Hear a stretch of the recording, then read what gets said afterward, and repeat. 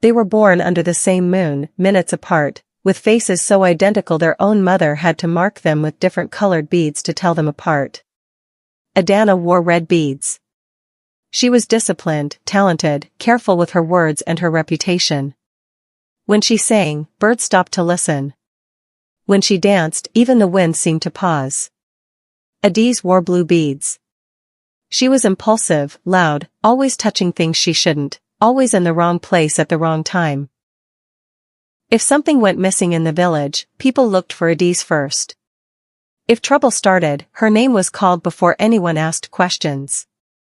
Their mother tied protective beads on both wrists every morning. "So evil won't choose between you," she whispered, kissing each daughter's forehead. Adana hated those words. She wanted to be chosen. Chosen for good things. Chosen separately from her sister. This morning, like every morning, the twins stood side by side while their mother prayed. Same height. Same eyes. Same face. But the village saw them differently. One was a blessing. One was a warning. Before the prayer finished, drumbeats echoed from the village square. Royal messengers had arrived with news that would split their lives forever. The market square was crowded when the trader's scream pierced the afternoon air. "My money! Someone has stolen my money!" Immediately, hands grabbed Adiz. She stumbled, confused, protesting. "I didn't touch anything. I just arrived." But the crowd didn't care. They never did. Then someone shouted, "The twin! Get the other twin too. They share one spirit." Adana was dragged forward, her basket of yams spilling across the dirt. Her face burned with shame as she was forced to kneel beside her sister in the dust. "We didn't take anything," Adana said quietly, her voice steady despite the humiliation. The trader searched Adiz roughly, finding nothing. Then he searched Adana. Nothing. But the damage was done. The crowd had seen them both on their knees. Both suspected. Both shamed. An elder pushed through the crowd. His eyes moved between the twins with disgust. "The palace is sending scouts for the cultural festival," he said loudly. "They hate scandal. No twin carrying shame like this will ever step foot in that palace." The crowd murmured agreement. Adana's hands curled into fists. The money was found later in the trader's other pocket. But nobody apologized. That evening, the village hall was packed. The royal announcement had drawn everyone. "The palace seeks one performer for the great cultural festival," the scout announced. "The chosen one will live at the palace. Fame. Protection. Wealth." Whispers rippled through the crowd like wind through grass. The scout's eyes scanned the young people. When Adana sang a demonstration verse, his face changed. Recognition. Approval. "You," he said, pointing. "Your voice is exceptional." Pride swelled in Adana's chest. Finally, someone saw her talent, not her twin. But then the whispers started. "That's the twin with the thief sister. Twin curse follows them everywhere. Palace won't want that trouble."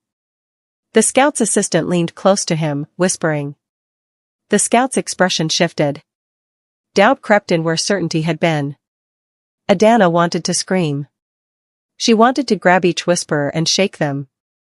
She hadn't stolen anything. She'd never stolen anything.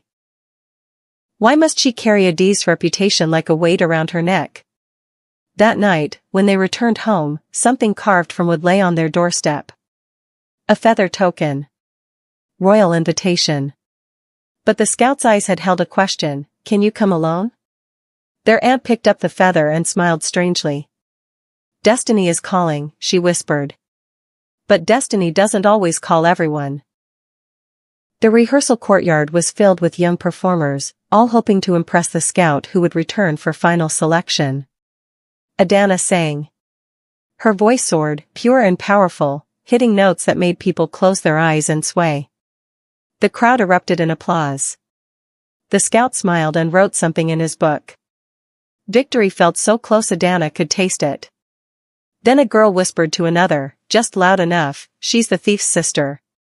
My mother said never trust twins when one has a bad name. The applause died like a fire doused with water. People shifted uncomfortably. The scout noticed. He always noticed crowd reactions. "Public trust matters," he said, closing his book. "Talent alone doesn't make a palace performer." Adana stood frozen, the praise turning to ash in her mouth. After everyone left, their aunt pulled Adana aside, away from Adiz who was helping pack instruments. "Listen carefully," the aunt said, her voice low and urgent. "Fame is a door. A beautiful door. But your sister is the lock that keeps it closed." "What do you mean?" "I mean," the aunt's eyes glittered, "that sometimes, to walk through a door, you must remove the lock." Adana's heart beat faster. "There are ways," the aunt continued. "Old ways. Ways to separate yourself from shame that isn't yours." The riverbank was peaceful at sunset, the water reflecting orange and gold. Adiz had only gone there to wash her hands. The shrine stone was nearby, yes, but she hadn't touched it. Hadn't meant any disrespect. But village women saw her near it and screamed as if she'd committed murder. "She's touching sacred ground. Taboo. She's bringing taboo on all of us. Someone stop her before the deity curses the whole family." Adiz backed away, hands raised. "I didn't touch anything. I was just..." But they didn't listen. They never listened. When Adana arrived, drawn by the screaming, the women turned their anger on her too. "Why don't you control your mirror?" An old woman spat. "You're twins. Her curse is your curse." Adana opened her mouth to defend herself, to explain she couldn't control another person, twin or not. But before she could speak, the small bell at the shrine rang. Once. Twice. 3 times.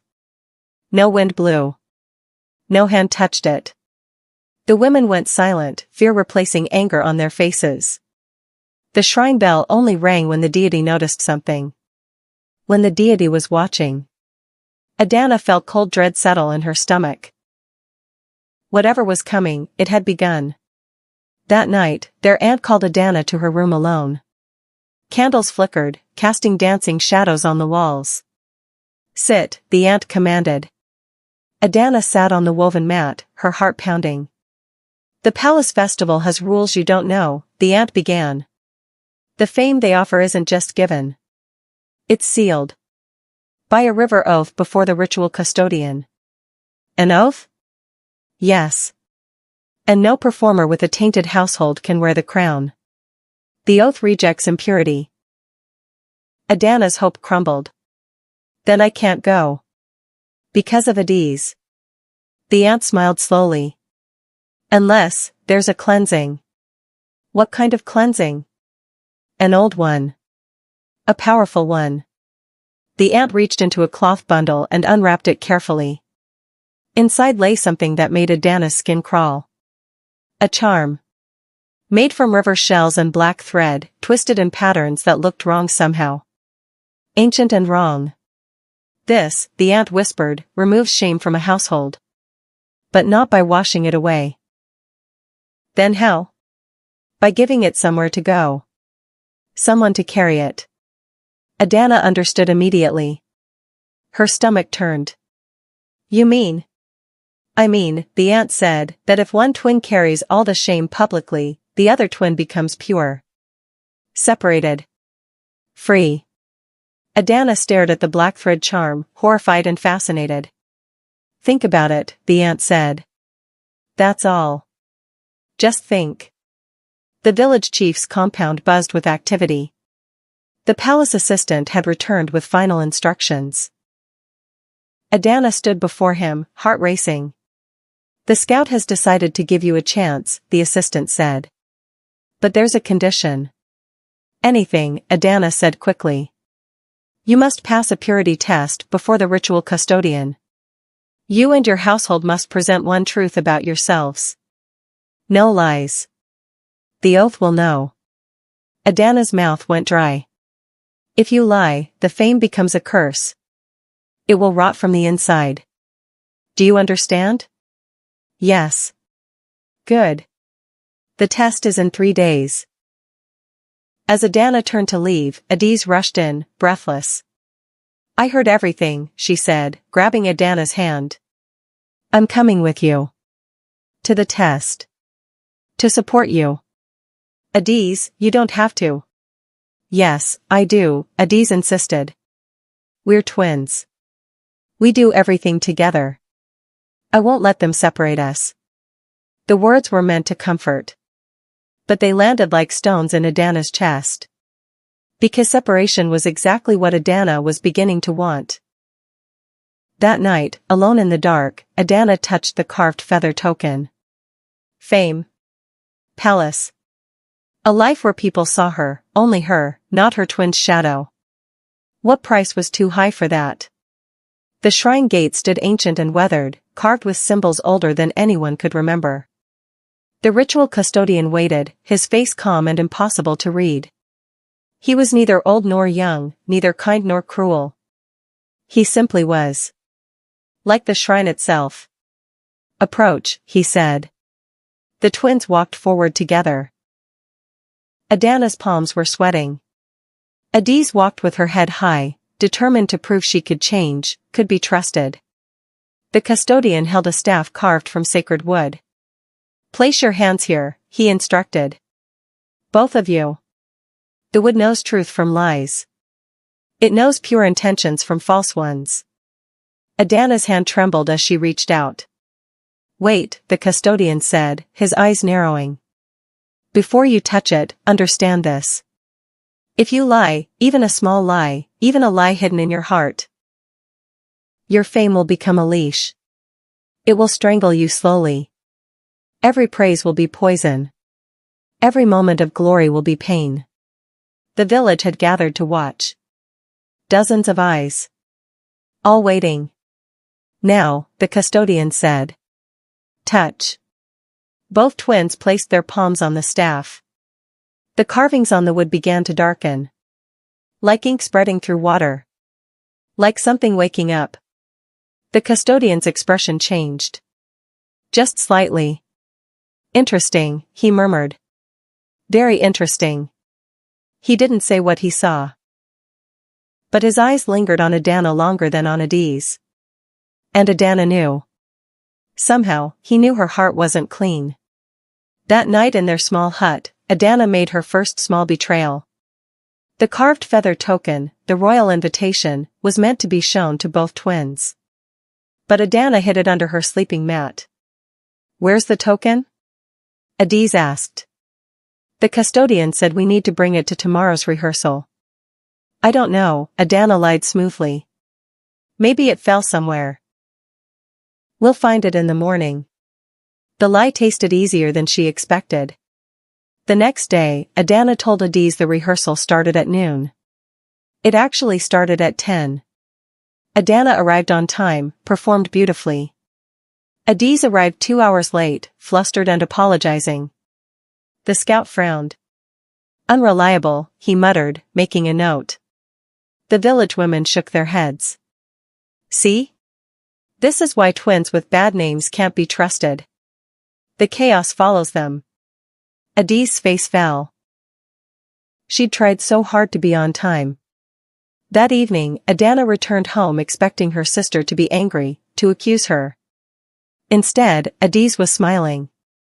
I'm sorry I was late today, she said. But look, I brought you something. She held out her hand. A small gift. Wrapped carefully in cloth. Adana's chest tightened with guilt. But she took the gift anyway. Inside the cloth was a new headscarf. Beautiful. The kind Adana had admired at the market but could never afford.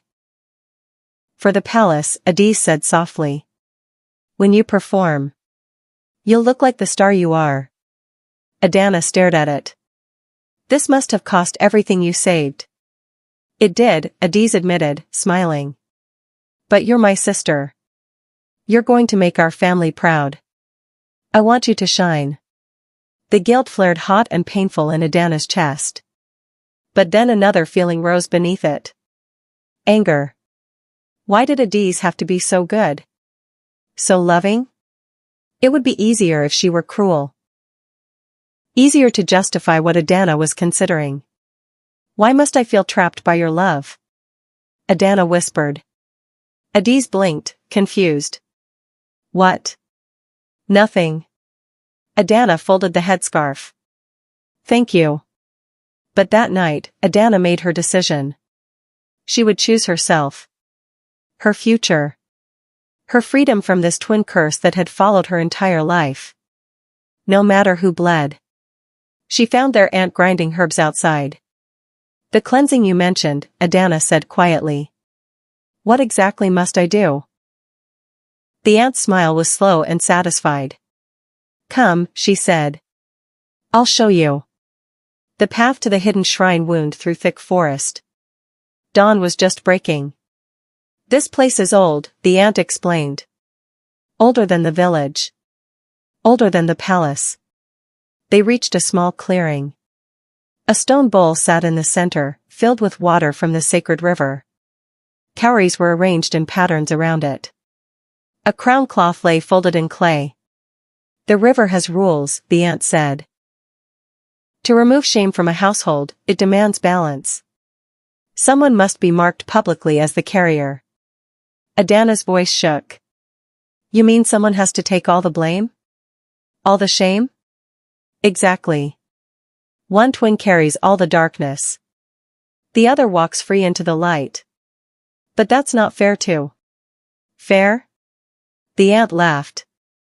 Child, life isn't fair. You've learned that already. Your sister's reputation has dragged you down for years. Years of your talent being ignored because of her mistakes.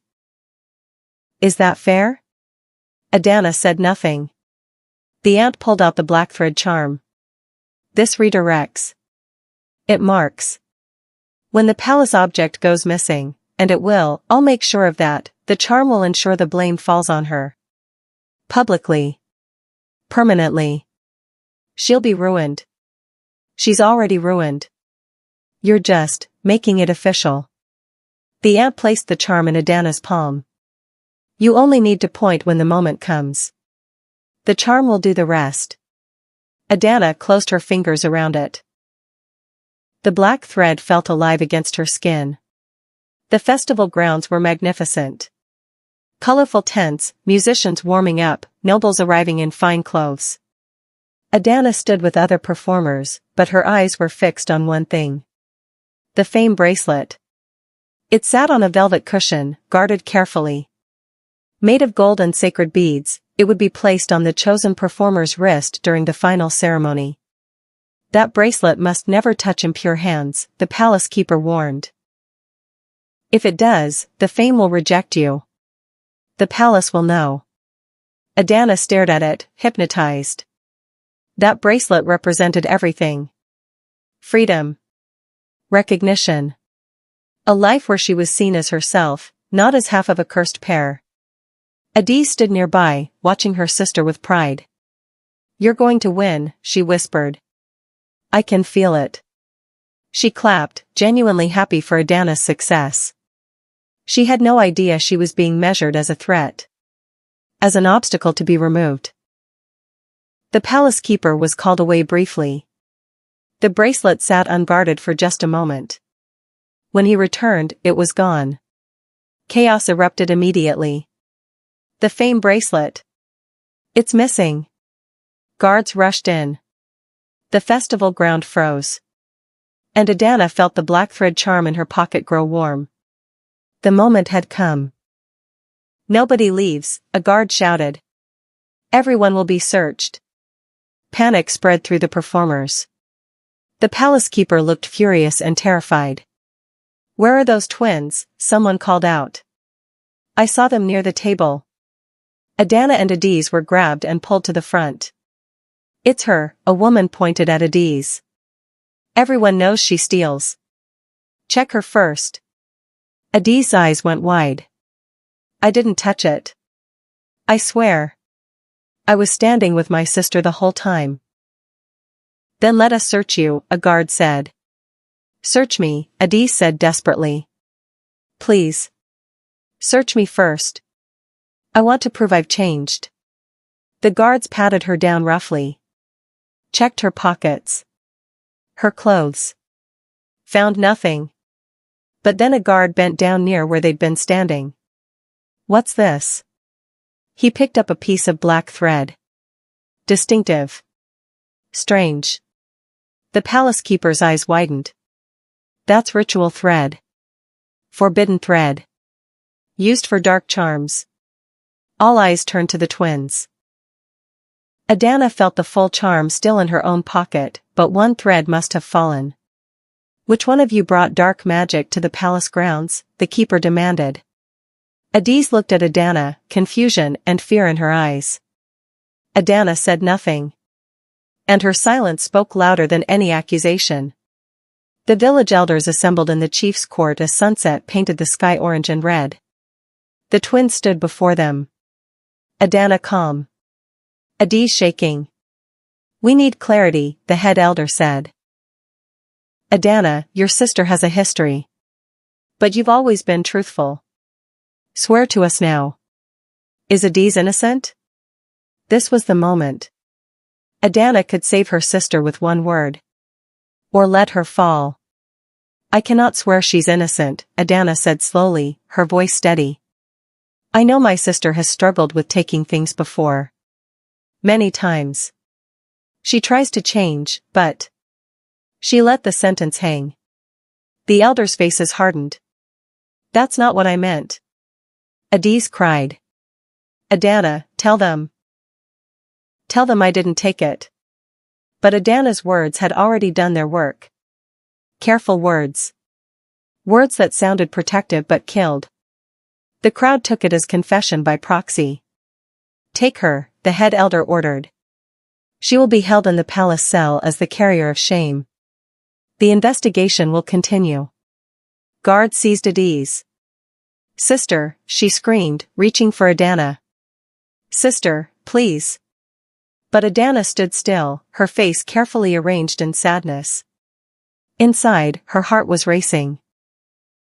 It was done. The door to her future had opened. And Adis was being dragged through the one that led to darkness. When their mother heard the news, she collapsed. Grief and shock stopped her heart for several terrifying seconds before the healer revived her. The compound became a place of mourning. The river has chosen, villagers whispered. The thief twin has been marked. But the palace assistant arrived the next morning with different news. Adana is cleared. She will come to the palace and perform as planned. Songs were sung. Praises were spoken. Adana was dressed in festival clothes and led away like a bride. But as she walked, she heard her mother's weak voice calling Adis's name. The palace was everything Adana had dreamed. Marble floors. Gold decorations. Silk curtains. In her assigned room, she looked in the mirror. The fame bracelet sat on a table, recovered now. They would place it on her wrist after her performance. She reached for it, and that's when she saw it. A bruise. Dark purple. Just beneath where the bracelet would rest. She touched it. It didn't hurt. But it was spreading. Slowly. Like ink in water. Adana told herself it was nothing. Just stress. Just exhaustion. But the bruise grew darker as the sun set. And in the palace cell, Adis sat alone, calling her sister's name. The performance hall was packed with nobles, palace officials, and the king and queen themselves. Adana stood in the center, wearing the finest clothes she'd ever touched, the fame bracelet secured on her wrist. She began to sing. Her voice soared. Perfect. Powerful. The crowd was mesmerized. Nobles clapped. Her name spread from mouth to mouth like wildfire. Who is this girl? Magnificent. The palace chose well. This was everything. Everything Adana had sacrificed for. But as she reached the peak note, her voice cracked. Sharp. Wrong. Like something breaking inside her throat. She pushed through, finished the song. The crowd still applauded, but she felt it. The wrongness. And the bruise beneath the bracelet was spreading up her arm now. Dark lines like veins, crawling under her skin. When she looked up, the ritual custodian stood at the back of the hall. Watching. His face expressionless. He raised one hand. Guards brought in the sacred staff. Before the king and queen, the custodian announced, his voice carrying across the hall, truth must seal fame. All performers must swear one final oath. Adana's blood turned to ice. Step forward, the custodian said, his eyes locked on hers. And place your hand on the staff. The throne courtyard was silent as Adana approached the sacred staff. Wait, the ritual custodian said. Before we proceed, I must explain something. He held up the fame bracelet, which had been removed from Adana's wrist. This bracelet is not mere golden beads. It is bound to truth. It marks the real betrayer, not the accused. Murmurs rippled through the crowd. When dark magic enters palace grounds, the bracelet responds. He turned it over, revealing symbols glowing faintly on the inside. And it has responded. From his robes, he pulled the black thread charm. The full one. The one that should have been in Adana's pocket. This was found in the performer's belongings, he said. The same dark thread found at the scene. Adana's voice failed her. That's not. I didn't. The bracelet marked you the moment you touched it, the custodian continued. The bruise you see spreading is not a wound. It's truth, written on skin that chose lies. The crowd gasped. The investigation is complete, he said. The twin who was taken, Adiz, never touched the bracelet. She was a sacrifice. Used. Betrayed by her own blood for ambition. The king rose, his face dark with anger. Open the cell, he commanded. The door opened.